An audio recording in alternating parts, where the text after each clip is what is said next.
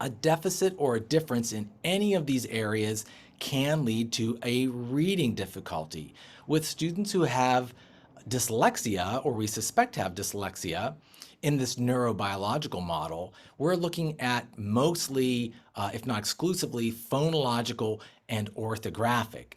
The meaning diminishment that happens with students who have dyslexia comes about because they have to slow down and decode, and that diminishes their comprehension, not because they have a deficit in meaning in and of itself. So we are going to be considering phonological deficits and or orthographic deficits in the form of rapid automatic naming deficits, or you might consider it to be like fluency deficits. And this is what we see in students who have dyslexia, or we suspect have dyslexia. You might see students in your classroom who have a difficult time storing letters and words, and it could be because their phonological processing is in deficit.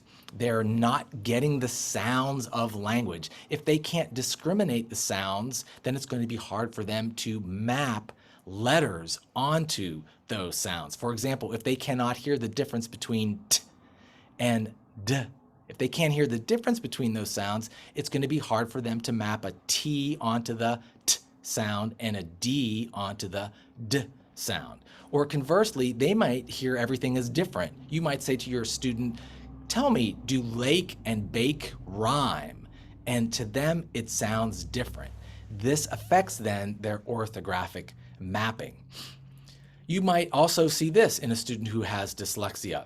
That slower word retrieval or word finding, this is sometimes a hallmark of dyslexia, and that students have the words up here, but they're pulling it down more slowly than what is typical. They can't find that word. It's up there, but they can't find the word. You might see this in their spoken language. I have friends who have dyslexia, and every now and then they'll get caught up on a word. They can't find that word. They can't find that word.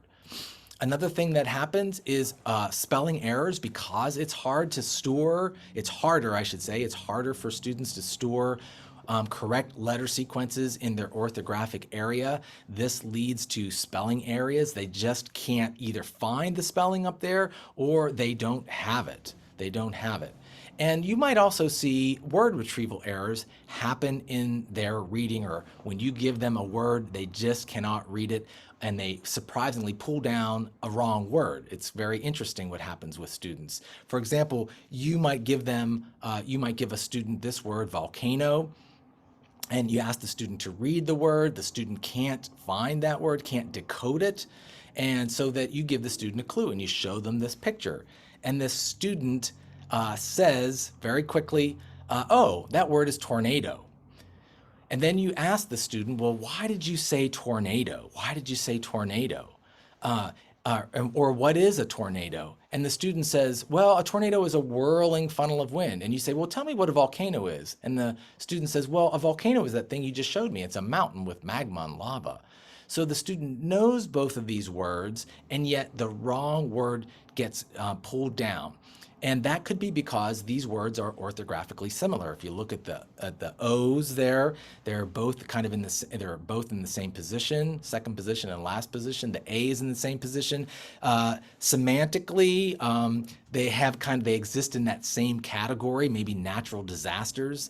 So the student has a good vocabulary, good understanding of words, and the wrong word simply gets pulled down. I'm going to break and just show you another example of this very quickly here. I saw this. I'm grabbing my marker. I saw this recently in a study, in an article I was reading. This word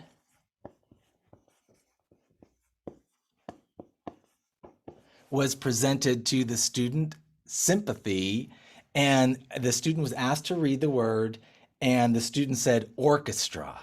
Orchestra, how did they come up with that? Well, sympathy, the idea is sympathy is very close to symphony, and symphony is very close to orchestra, and the student has all these words up in their head, and the wrong word got pulled down. You might see this in some students that you have in your classroom.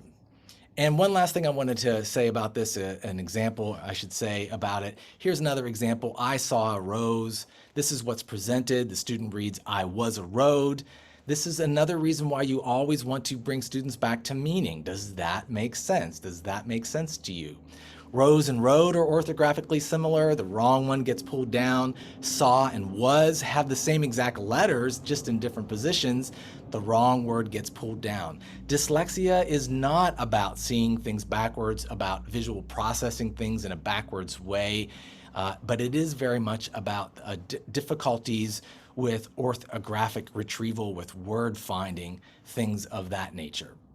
So these are the two areas that we want to really be concentrating on when we're thinking about students who we suspect have dyslexia or we know have dyslexia. Marianne Wolf, in her book, Proust and the Squid, this is a wonderful book. I have it here right with me, Proust and the Squid. It's an oldie but a goodie. And she says in here that according to her studies, which have been replicated, the two biggest deficit areas to look at and the two best predictors of dyslexia are deficits in phonological processing and deficits in rapid automatic naming or fluency. And many students who have dyslexia have both of these deficits. They have both of these deficits, a deficit in phonological processing and a deficit in orthographics, in rapid automatic naming or fluency. And Marianne Wolf says that that is a good definition of classic developmental dyslexia.